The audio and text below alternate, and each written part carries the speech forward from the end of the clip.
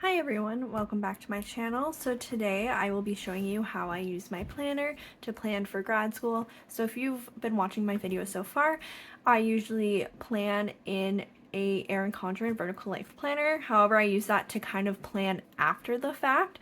So to memory keep, so I can look back and see what I accomplished and what I've done.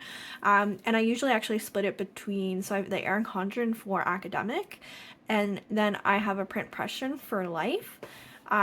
Everything outside of academia. So I wanted to show how I use this planner just because as a grad student, I still need like a functional planner to plan everything going on with school. So this is actually a new planner for me. I only begun this a month ago, so I'm still trying to figure out how it works for me.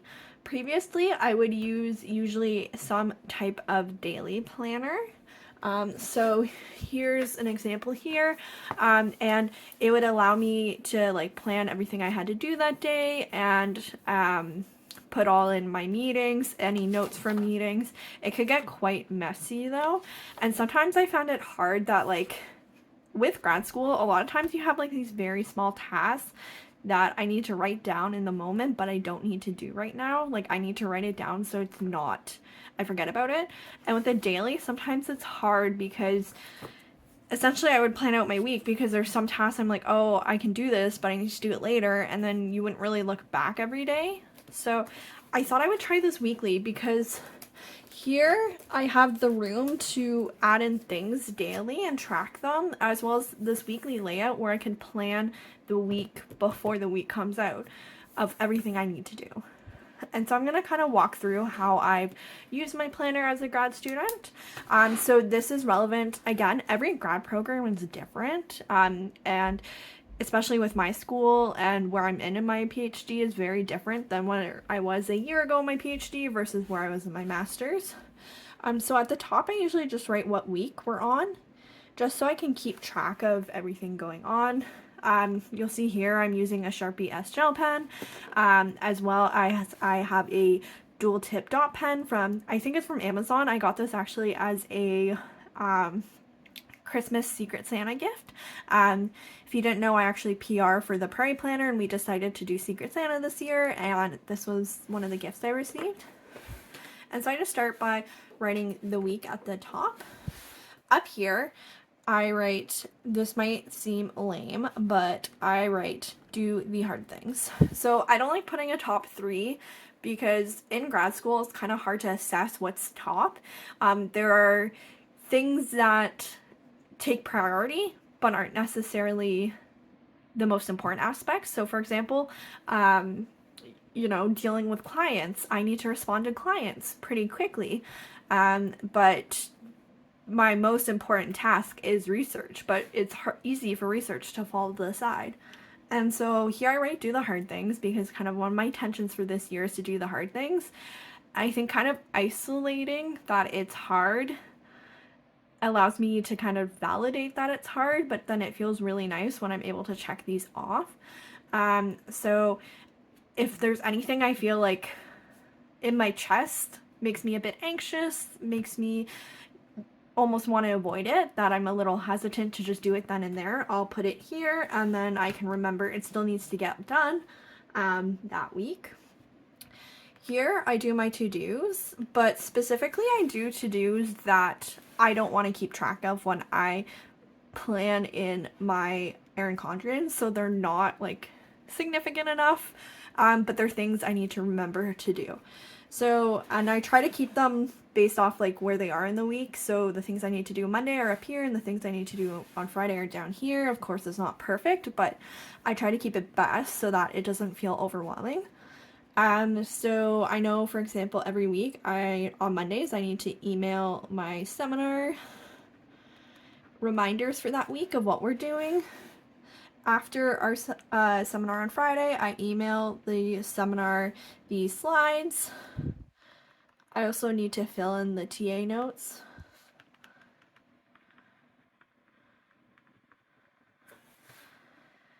So that's what I have like every week. I'm gonna have to think a little bit more what else I have going on this week that I don't necessarily need to mark in here. Here, I like to put all my meetings. Originally, I would like to put like all my meetings and appointments, but it's only 10 spaces, so it's not enough for me to fill in all my meetings and appointments already. Let's see how many meetings I am at. Sometimes I do go over. So I have 1, 2, 3, 4, 5, 6, 7, 8, 9, 10, 11, 12. Yeah, I have 12 meetings next week. So I'm gonna have to think about what I want to prioritize. Originally, I wanted to do this to help me keep track, like make sure that I don't sign up for more meetings than are needed in a week. Um, but I'm already at 12, so I'm gonna wait to fill that in. Here is where I do my weekly habits. So this means that I do it once a week. And so typically I actually put life stuff here too that needs to happen every week.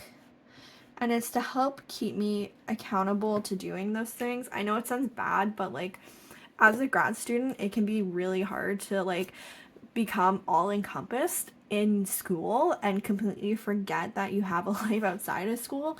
So things like doing laundry, not that I wouldn't do it, but I just like thinking about it before I start the week and have to plan the day to day. That I need to plan it before suddenly I wake up one morning and I don't have any clean laundry. As well as I need to order and pick up groceries.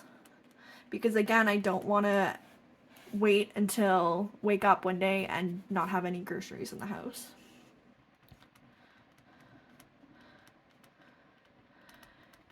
I like to put other things here, vacuuming, mopping, just overall cleaning. I don't know, I struggle with this one because I usually spend like one day where I do like a deep clean, but like day to day I do some tidying, so I kind of struggle with how to best track that. Again, as I said, I'm kind of learning how to do this. I might add things like film edit plan or other types of things. I guess trash. We got to take the trash out this week. And then, oh, I guess I did one too many. I'll do film and edit. And so this down here, I like to do for, my daily habits. Again, I don't put too much pressure on myself to make it look perfect because I have my nice planners that I back plan in. This is really just for function. And so here is a habit tracker I make. And what I do each week will depend on how I'm feeling. I like the space that I'm not like set to a month. I can kind of reflect on what I need that week. So some things I like to put in are actually kind of fun things. So I like to put in when I read, when I cross stitch, when I work out. I might add one more here. I'm gonna think more about what I can add here. It's still Friday before the next week, so I still have this weekend to think more about what I want to add. Sometimes I'll even wait till Monday or Tuesday to kind of think what kind of fits in with my life, but I like doing these because then again they keep me accountable to having a life outside of grad school and thinking about grad school stuff outside of grad school. And so here, this one I was struggling with a bit with. For now, I use it to break it down. So this semester especially, I have a lot of large projects that I'm working on, and it feels overwhelming to just like put QE or something big down, so I like to break it down. So I know this week on Wednesday I want my QE proposal to submit to my supervisor. And so I'm gonna break it down into steps. So I have my intro, which has the example, also construct. I have, so I need to write up my QA proposal. It's only 2 pages. I also need to write up constructs for the model. I need to do pathway 1, pathway 2, and conclusion. It's still quite broad. Like, I think those can be broken down to more. There's just not a lot of space. I don't know. If you have any ideas what I can do here, let me know. I feel like this is best for now because it allows me, again, like, this semester's weird in that I have very large projects. I'm still very busy with like volunteer work and TAing and research, but because I don't have courses this semester or consulting, it does make it a bit hard to kind of break things down to have things to do every day, like these small little things. So yeah, I think I'm gonna leave that as is. And then my day, I just usually add in my big to-dos that I do want to mark. And so usually I try to like coordinate so I'm not just copying things back and forth between the two. I might have completely had that cut off, sorry. But yeah, I try to coordinate that I don't have things between the two spreads. Like, so if I put a meeting here, I won't also put it here. If I do a hard thing here, I won't also put it here. But this allows me to just keep track of what I do each day. So if I have any plans, I'll put it in. Any deadlines. I was also thinking I could maybe use this or this as deadlines, but I don't have that many deadlines because I'm not in courses or consulting work. Like, again, they're so big. And so I've this. I also like to put up here, I usually like to put if I have any PR stuff. So that I can just keep track of when I have to post. So I have $2 Tuesday. Wednesday is the Prairie Palette. And Friday is Foil Friday. It's not necessary, but it does help keep me accountable. But yeah, I feel like it's working so far for me because I still have a Google Calendar which shows like all my meetings for that day. And I find I need the Google Calendar because sometimes you're asked randomly on the spot and you don't have your planner available, and like things change so easily with meetings. Like currently I'm adding meetings, sometimes like day of or right before I find out I have to move a meeting or add a meeting or cancel a meeting. So it moves around so much that I think the Google Calendar is best for looking at like overall deadlines and overall like meetings and things and appointments, but I find this is best for being able to keep track of the little things and keep routines, keep habits, and just keep track so that I can plan in my large planner. And so this is how I plan as a grad student. If you are also a student, have any tips, even if you're not a student, like please let me know your thoughts on how you plan as well, because I'm always interested in trying to add things in and figure out kind of what's best for me.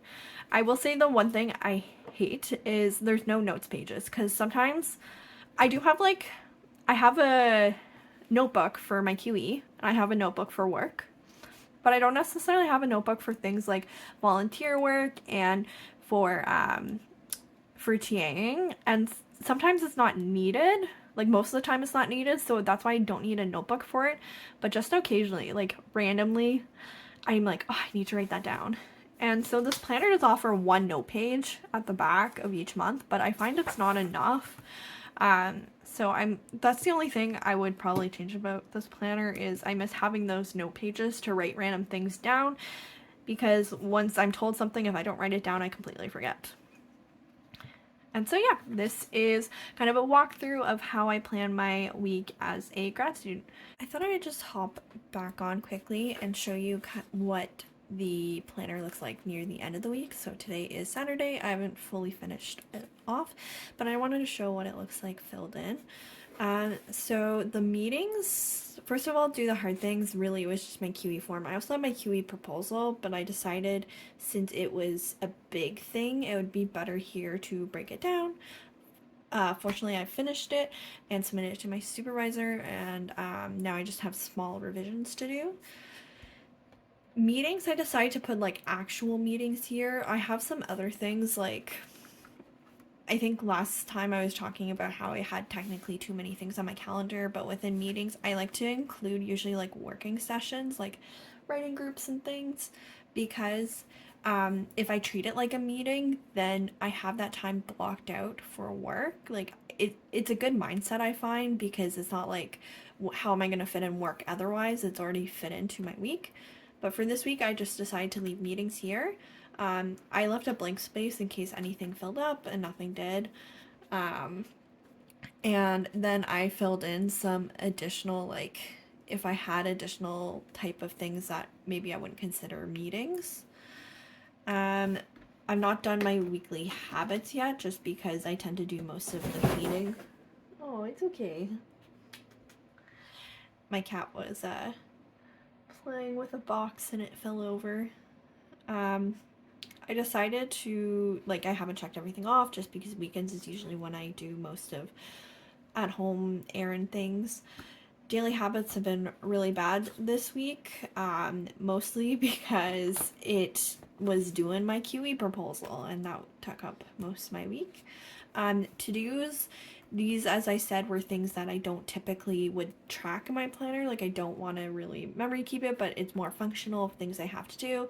Finish most, and I've kind of circled things that left over, but I want to finish this weekend, just because sometimes I can easily miss something near the end of the week, so these are just reminders to still do. And then during the week, like it's kind of messy and hard to read, and it makes planning hard, because it's kind of like I try to keep it like school stuff and then like outside school stuff to help fit things in. But like I have a hard time tracking. Like sometimes I have things like, oh, I had a really bad headache this day, I wasn't feeling well this day. Things become quite messy. So for the following week, I'm thinking of making some changes. So one being I got rid of the meetings here. I think I'm going to create essentially kind of three columns. So first will be the meetings. The second will be the actual work I have to do that I do want to track. So things like grading, the QE proposal, any project work I'm doing for clients. And then the last column will be life things. So this is like that I want to track in my planner. So we're going to be celebrating Valentine's Day on Saturday. So I put date night here and I can add details after. So I think I'm going to use this space instead for my weekly routines because now I have 10 spots instead of 7. I'm going to keep to-dos here because I like having tracking just like random things that suddenly pop up that I need to do but can't do in that moment. I like doing the hard things, like I like identifying those and having them here, because it feels like this is a very different level than this. Breaking down, I'll see if how it works this week. I didn't put my QE revisions here because they were quite minimal, so I don't really feel like I need to break them down. I feel like I can just devote an hour on Monday or Tuesday to finishing those off and getting it sent out. But I might have some client project work that I do need to break down. Habits, I like these and I'm gonna keep them. I think it encourages me to try to take time out of my day to do kind of fun things that benefit me. Even if I don't, it's not really, I think maybe habits isn't the right word because it's not something I'm trying to do every day. It's not a habit I'm trying to build. It's really just something that like some type of self-care practices I can kind of put into my week. And sometimes like depending on the week, like I do like reading every day a week or I do like cross stitching every day. It really depends. This is where I struggled with. I think I kind of want to use this, maybe breaking it down, like maybe making this a chart instead for the mood tracker. But like I said, I was having a weird time like putting in my mood stuff. Like I have like, oh, this was a rough day. I didn't really sleep well. I had a headache this day. I was so stressed. I also had a headache that day, so I should mark it down. But this will kind of give me the space to kind of reflect on those feelings and how the day went and how, I guess not even just mood, maybe symptom tracker might be better too, because like I also like tracking my symptoms with chronic illness and mental health difficulties to see how things go. So I think having a space devoted to that would be nice, and then it doesn't feel so cluttered because it's not like I need to check off that I had a headache. But I do want to track it for when I memory plan so I can know what was going on that day. So I think this space will allow me to do it. So these are changes I've made going forward. I'm still experimenting. I'm only in week 6 of this planner, so I'm still experimenting to see what works best for me. But yeah, this is how I plan as a grad student. If you're a grad student, even if you're not a grad student, but if you have any ideas for how you plan, I think it would be really helpful. I think because I'm still experimenting, I'm not sure what's working for me. Like, I like kind of breaking it down into different, like, spreading things apart instead of having like a long list of a million things I have to do. But I think I'm struggling too with like where to best fit things. Like, I'm worried that especially this week, this will become very full because I'll have additional meetings scheduled. Like, I'm still waiting to hear back about 3 additional meetings. I'll have grading, I'll have like actual work to do outside of meetings. So, and then life things as well. So I feel like it can easily get filled up. So yes, any tips is very much appreciated. But if you don't have tips, feel free to also leave a comment. Thank you so much for watching, and I'll see you in my next video.